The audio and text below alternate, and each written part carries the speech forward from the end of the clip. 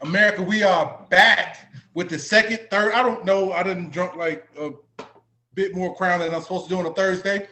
And yeah, I'm drinking Crown tonight because screwball bullshit.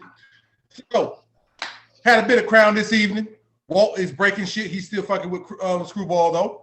So I'm not giving up. I'm not giving up. We back. It ain't no rhyme or reason to the show. I already dropped my second and third F-bomb. My bad, mama. It is what it is. But now is the time, because I was quiet pretty much the entire first part of this. Now is the time where I done got that drink in me. I'm going to get ignorant. Let's get into it. Walt, even though I already know some of the answers for you, not to incriminate ourselves because we're all devoted husbands and fathers and all that good stuff. We ain't going to incriminate nothing, but we're going to get into a couple questions, and we're just going to let it go. All right. Let's do it. Let's flash back to college. Uh-oh. All right. That's already bad news.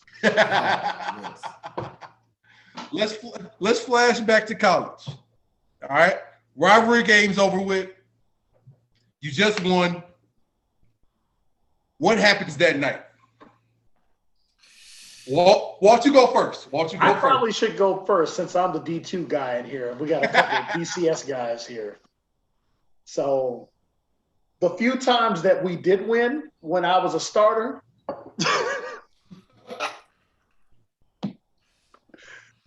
Dwan, I started 3 years at Truman State. We had a combined record of 8 and do the math, 18, 8 and 25 in my 3 years I started.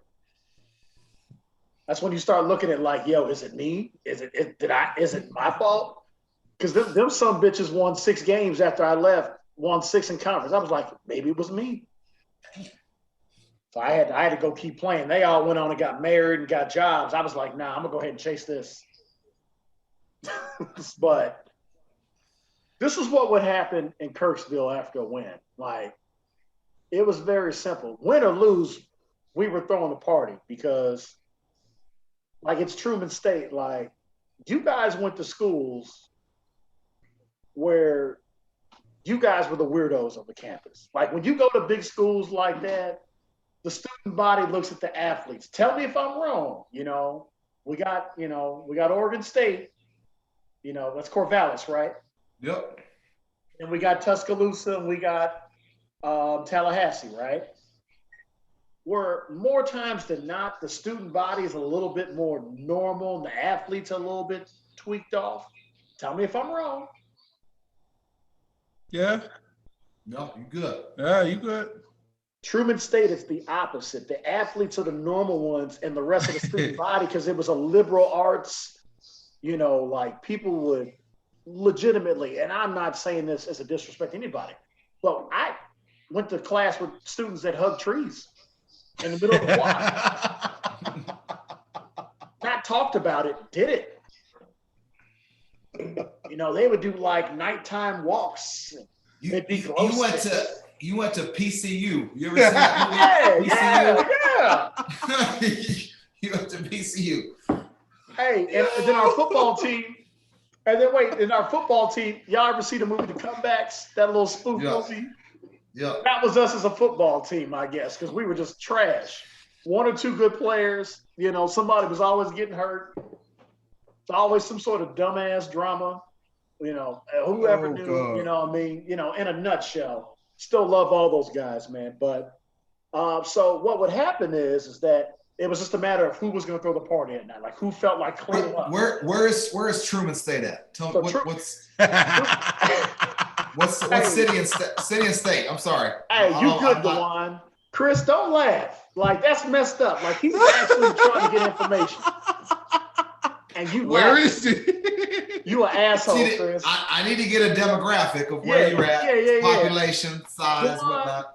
You know what? I actually own the name of this show. I'm gonna kick him off. I'm gonna make you the co-host. You keep fucking with me.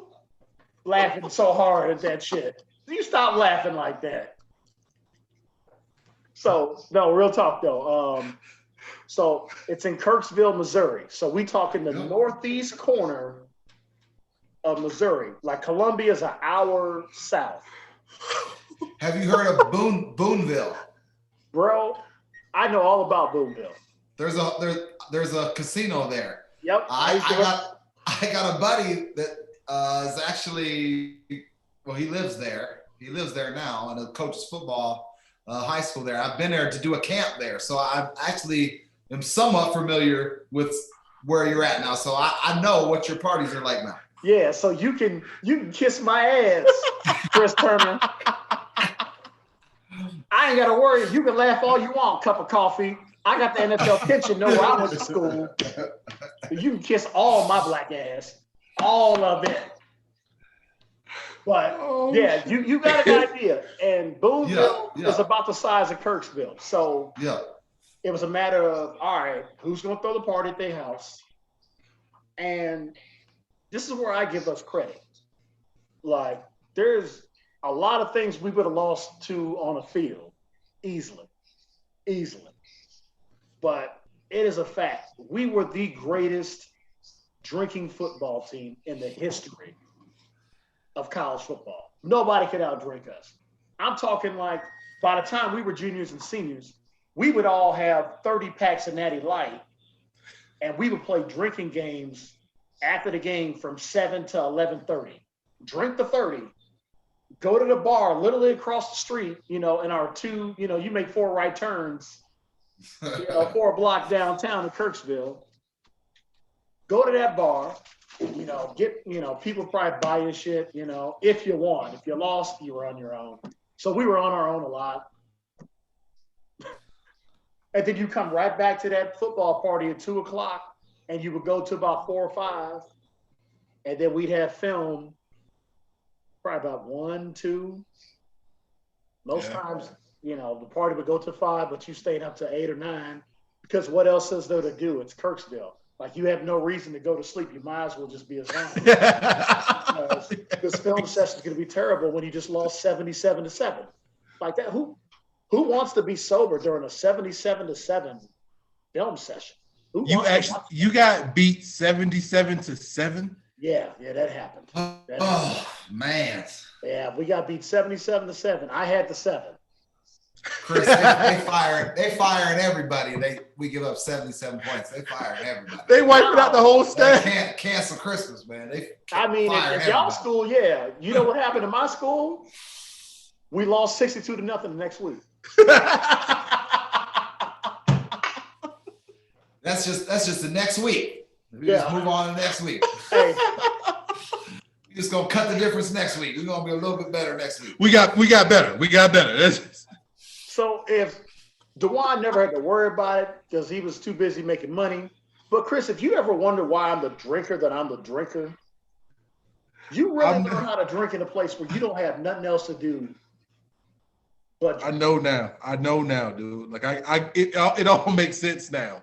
Like, think about me when I got to Bloomington, and I had developed this reputation as, this dude is literally drunk on the field. Well, I was in a college town, but we were good. It was like my junior, senior year of college all over again.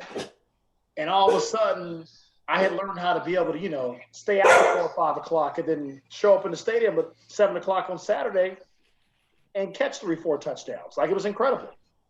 And I actually was winning. I was like, well, this must be what college was supposed to be, because I was just drunk and sad the majority of the time.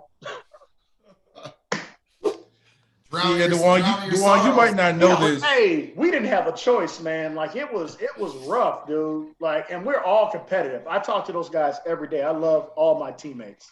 Love them to death. They made me into, a good person, because alcoholic that you are. Yeah, they also made me to the alcoholic that I became. I'm a little bit better now.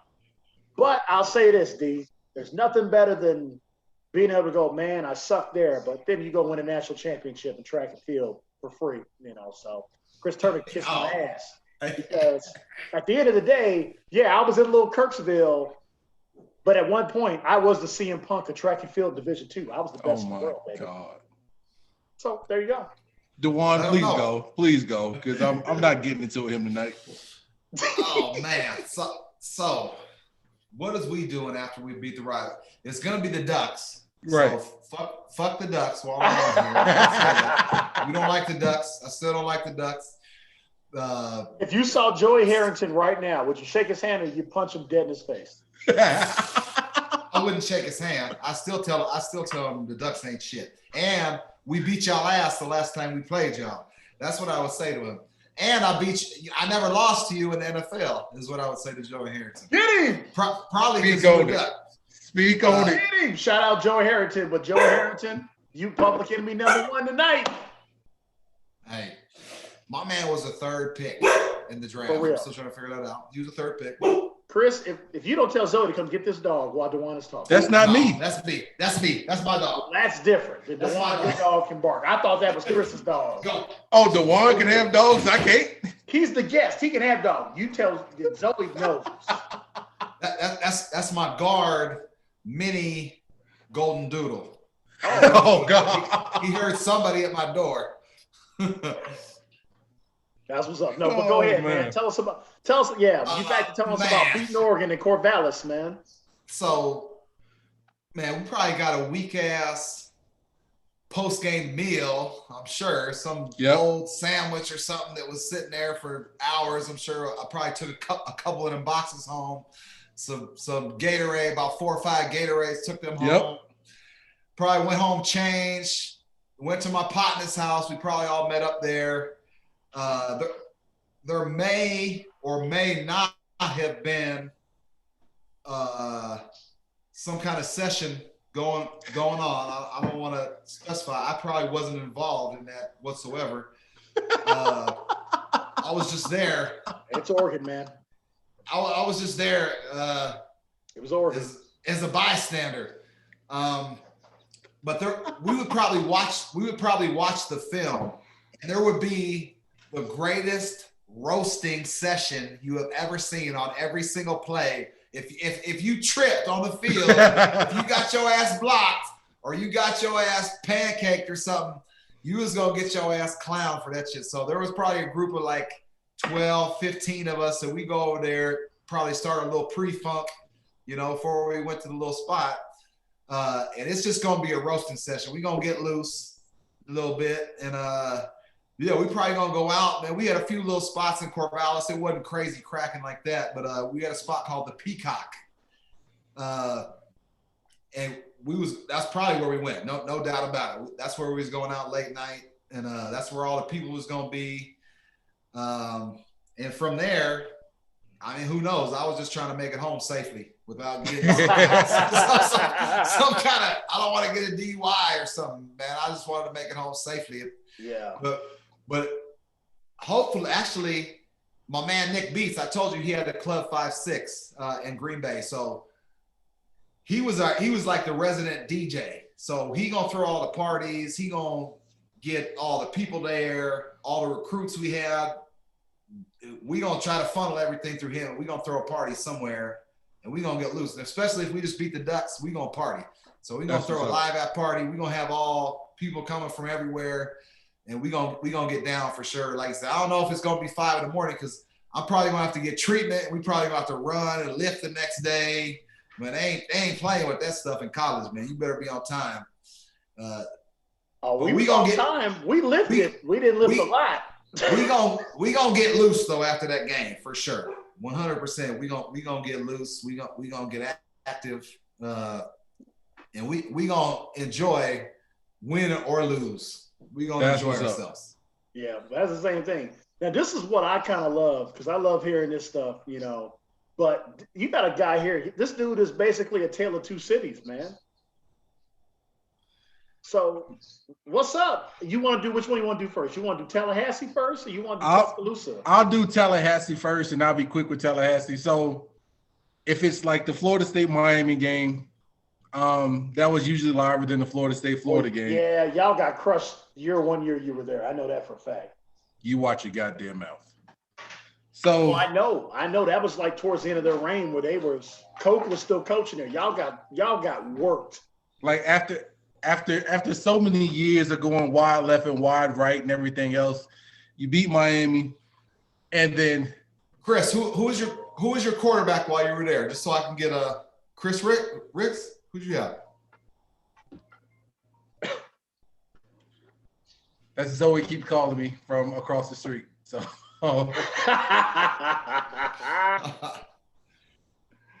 so if I go out, that's the reason why. But you beat Miami, and like usually when you play Miami, like the entire state came because that was South Florida, that's North Florida. All the black folks from both like came and converged in one spot. Wait a minute, y'all beat what year is this? You beat Miami? Because I said if. If I remember, you played against Andre and Willis, and that was the team. He played against that team that lost to Ohio State, Dwan. That was his freshman year. Oh, okay. So yeah, I was you took an ass whooping. Nah, that's why I said if you beat Miami. See, he don't want to tell the story, right? I'm over here spilling my guts, 8-25 in 3 years. Fine. Okay. Fine. I'll keep it a whole 100 with you. Because like I told you, my little 3 weeks in NFL, you couldn't tell me that I wasn't an NFL vet, first of all. So, lost to Miami. I didn't play. I'm a freshman. I don't give a damn, all right? I'm partying regardless. So, what I'm going to do, my homeboy was a capper. I'm going to go shower real quick. And then I'm headed down to FAMU because FAMU played South Carolina State University, whatever, and beat the hell out of them.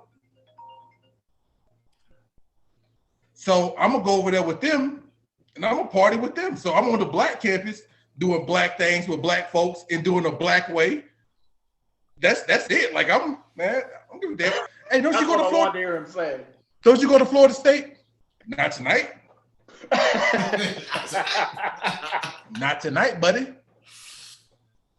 So I get to Bama or whatever, and I get to Bama at the worst possible time because that's when Auburn had Ronnie Brown, Cadillac Williams, Trey Johnson, their running back. I forgot who the quarterback was at that time. It wasn't Scam, but it was Jason Campbell. Jason Campbell. Hey, he was taking that work. Let me tell you something. He shits on me all the time, the one. Brandon Jacobs was on that Auburn team, and Brandon Jacobs transferred. That's how good that team was. He was the third back. Man, what was the middle line? Carlos Dansby? They had Carlos Dansby. Tequila was gone. Because Tequila went to Auburn too, but I think he might have been gone. Yeah, they had Dansby. He played a long time, and he was a beast. So turn it's on the computer now. Spencer Johnson, one of D linemen I play with in the NFL, man. I don't know, man, but we're going to talk bad about you till you find a way to get your volume back on in here. Oh, he shut it off. I didn't shut anything off. Oh, he shut us off, the one. That's Let me terrible. see if I can join. You should be able to get on there, He shut us off. I did not shut you off. The thing cut off because Zoe kept calling. So I'll be quick, and then I'm going to call her back real quick. So I got to Alabama at the worst possible time. That's when they had that national championship team and everything, and like all these first rounders everywhere, which once again, win, lose, or draw, I'm a party. Now, that's just what it is. It is what it is. So lose. Mind you, I played a lot that game. And I had never been more hurt as a D lineman by hitting running backs all game because like they were the size of middle linebackers at cornerback speed. So I had like 8 tackles in that game. Like all of this hurt like the entire night. I don't give a damn. Go home. By this time I'm fretted up myself. I go home, throw my blue on, got my Dodgers hat on and everything up. Like, all right, well, Tuscaloosa probably gonna be real quiet tonight. I'm gonna go ahead and drive up to Birmingham. UAB or like somebody else doesn't play and they don't want or whatever. I come down, I got like the Alabama ring on. I got like an Alabama something on to let you know that, hey, like I am big time. Like you better realize that. I'm gonna go to one of the HBCUs or UAB party, and I'm gonna act the ass the entire night. Mind you, kids, I don't condone this, but I've been sipping E&J pretty much since the game ended. Like I couldn't afford Hennessy because Hennessy's like $50. E&J was like, I can't afford Hennessy now. E&J was like $19. So I'm sipping E&J like the whole night. I'm at a frat party. I'm in Birmingham. I'm at Magic. Like I end up at a strip club. I'll leave it at that. I always ended up at a strip club. After a couple of handshakes after the game. Hey, they can't. I'm 10 years removed. They can't do. I'm way more than 10 years removed. They can't do that to me now. Dwan, don't worry about it. Luckily, he didn't play with you. Play gone. It's gone. Just give me a couple handshakes, something in the backpack. We good. Dude, whenever we have Bazemore on the show, he finds a way, and we legit have to go. The sayings and the views of what's good America do not apply to Mike because Bazemore works for the NCAA. Like he's always though he throws everybody in the bus there. Like it's hilarious. I'm like, if we get famous, like you gonna mess around and cost Alabama. Alabama's gonna lose some scholarships at some point. The way he talks on the show, dude. But that's hilarious, man. And you know, as he goes and gets Zoe from across the street, who's one of the members of our show, I would come back with this question. And for me, like I actually played against. I got a guy that at least played in the league, but I want to ask you both this, and I think Chris kind of talked about it because when you talk about Ronnie and you're talking about Cadillac, those are two guys that if they played in today's era, they still would have been drafted the same spots they were drafted. They would have been the first running back off the board, and he would be like, I'm spending a fortune on them guys because that's how good they both were, and they split time. Like it's like, what if one of those guys would have had all those carries? They might have for real damn near touched Barry Sanders' record that year. Like that, they both had like 1,000-yard seasons, I think. Like it was crazy. Yeah. But who was the best player you guys played against? I'll knock mine out quick because even saying this, like it was my introduction into like SEC football. So it was the third Saturday in October we played Tennessee. And they had Anthony Munoz kid. I think his name was just like Tony or whatever. Just this big Spanish kid, just no neck, 6'6", 6'7". And like at that time, we were running like a 4-2, 4-3 defense. So like I'm a 5 in. And like this kid, like arms were like garage doors. Like it's just 4 or 5 feet apart, solid as a brick wall. And like I got to start that game. So I'm already like, I'm cloud 9. And like the whole week, like my spin move had been killing. Like, boom, set it up, go. Set it up, go. Like, oh, perfect. I seen him fall for it last week against Georgia, which to set the record for who it was he fell for on the spin move, it was what was it? Henderson, who ended up going to the Jaguars. John Henderson. Yeah. So John Henderson had worked him with the spin move the entire Big John Henderson. Slap you in the face, John Henderson. So I'm thinking, okay.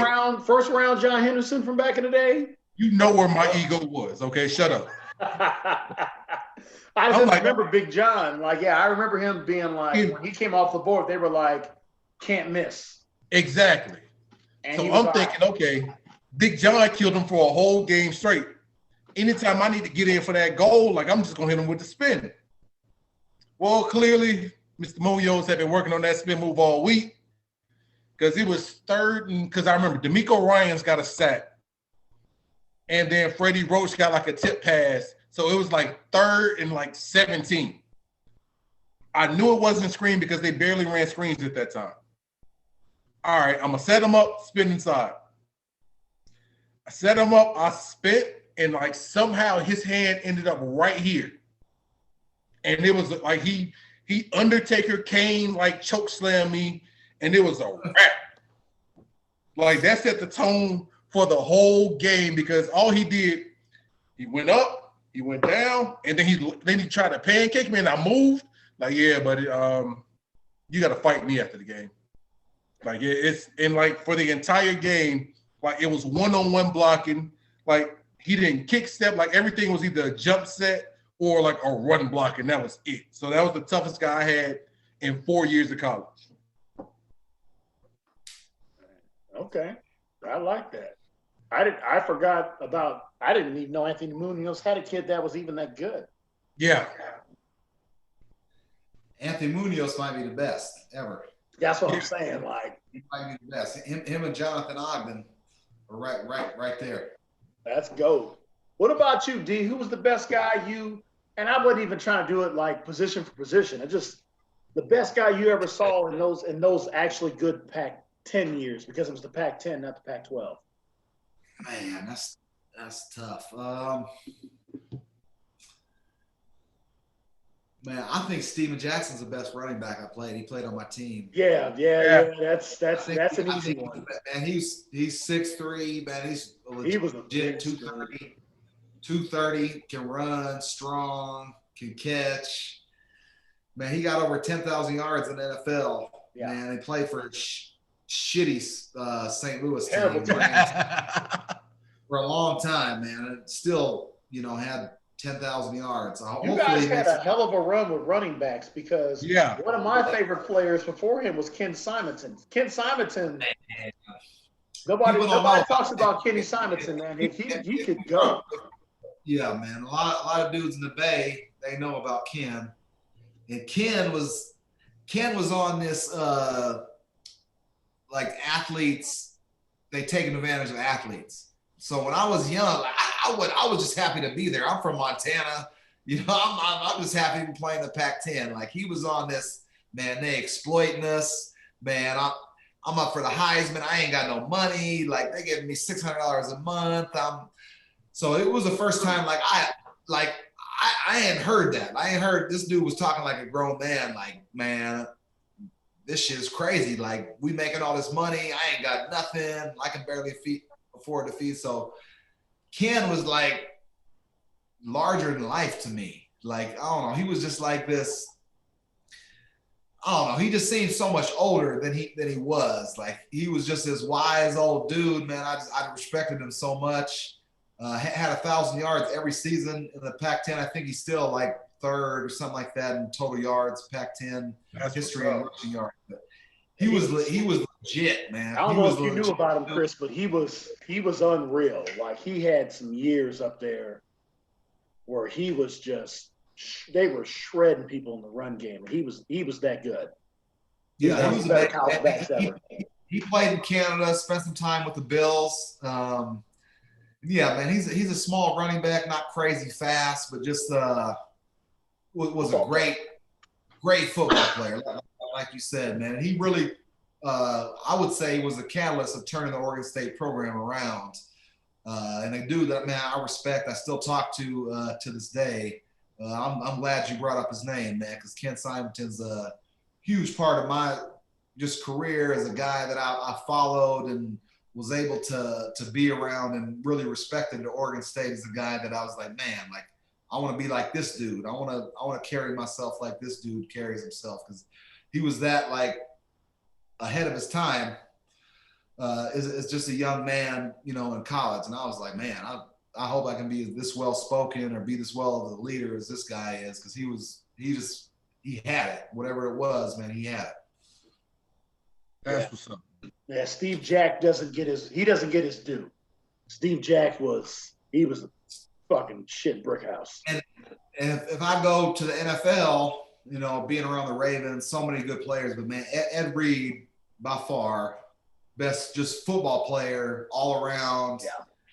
He could play 3 positions in the NFL if he wanted to focus on that, if he wanted to. He was that good. He had ball skills, return guy, block punts, block field goals. I mean, you could play this guy at corner. I mean, he could blitz, he could tackle, do special teams, and he was just smart. He had that dog. He wasn't a yes man. Like, I just love the way that my man just represented the game. The way he went about the game and the way he believed in himself, the way he prepared, studied. And him along with Ray are probably one of the only 2, Luke Kuechly probably being one, another one that Luke, just like raised the level of everybody. Man, let me take a minute. Who this guy played with? Let me talk about my man Luke, man. Go ahead. His career got cut short a little bit because of concussions and whatnot, but he would have been the best linebacker ever. Like, He'll be first ballot Hall of Famer, Dwan. I'm talking about covering, tackling, like knowing what's going on. And what's crazy, he's the nicest human being. It would almost seem like impossible for the nicest human being in the world to be a killer out there on the field and just be able to flip a switch and like go from being like the nicest, nerdiest dude you've ever seen in your life to being like, man, I'm going to fuck this dude up, this fullback up if he try to lead. They better run a lead week on my ass. I'm going to put this motherfucker. Hey, Luke Kuechly is the most talented dude I've ever seen. And put it all together, smarts, athleticism, just toughness, just being a good leader, dude. That's what's up. Man, he's an amazing dude, man. They signed him. I think he's a scout now for the Panthers, retired because of concussions, but he'll be the head coach when it's all said and done. From rookie, from just having, I don't even know what he played, 7 years or something like 6, 7 years. I think it was 8 years. I've never seen somebody from the moment, and like it's different from Ray, and the game was a little different. It was more intimidation. It was more run heavy, and it wasn't so much offense orientated to make offense score points. So Ray was more of an intimidator. So it was just a little bit different, but as far as overall linebacker covering, smarts, physicality, man, Luke was on another level, man. And I agree. It's sad to see that stuff cut short, because of injuries, but it's all part of the game, man. We all take risks, Chris, man. It's a physical game, man. People get hurt in this game, man. People get hurt, and we all know the risks obviously involved. And his career was cut short, but he is probably the best football player that I've seen. He played it the right way, man. I just kept saying it throughout it, and I mean this. I mean this. He was that good that, like, it's kind of the conversation they're having about Patrick right now. Yeah. Like it's not a matter of if or when you look at Luke Kuechly's numbers every year he played, he was the best linebacker in football. So I love that you talked about it. I can't even explain how good of a teammate this dude and how nice this dude is. Like it's unbelievable how nice this dude is. But he's the best for sure. Just the way he approached the game, the way he took it serious, the way he wanted to win, the way he competed. He's special, man. Love it. That's what's up. I'll do mine quick because I was thinking it's perfect. I was like, I got to think, and I got guys, that actually made it there. But there's only one guy that when I saw him, because I'm like Chris, I had the same mentality myself. Like, I'm that good. I'm just playing for an 8-25 team. Like, you can't fight the record. I'm a receiver. You only get what's thrown to you. But there's one guy in my 5 years, and this is no slight to the Todd DeVoes who played up in the league, Jamaica Records. I played with Todd DeVoe. I know Todd D. Me and Todd D. Todd D. Todd D was a dog. Southeast Missouri. I believe Southeast Missouri State. He went to Central Missouri. That was my conference, Central Missouri State. Todd D. Dog. I played with another guy named Rod Green, who was a defensive end that came out of Roderick, there too. Same school. Roderick was a dog, 5th round. We got drafted together to the Ravens. He was my roommate. So Roderick was a dog. Man, we call to this day, that's roommate. We roommate. See, you know what? I'm gonna wait because the fact that this is happening right now, Chris Turner, I'm gonna mess around and fire you from the show. I'm gonna add Dwan because Dwan knows more about my life, and I ain't talked to him in 7 years. And I was Hey, can I get fired? What the fuck? Hey, listen. So I don't even know why I remember this. So Todd DeVoe, he's with the Ravens. he said, I don't even know why I remember this. So, man, if I wasn't playing this NFL shit, man, I'd be doing porn. I don't know why. I remember that. Todd DeVoe. That's what my man told me. And I'll never forget that. If I wasn't playing football, I'd be doing porn. We're going to wrap it. We're going to wrap this part. We're coming right back with another Zoom. Todd DeVoe, shout out to you. You probably out there doing porn right now, and we don't even know it. What's good, America? Oh, my goodness.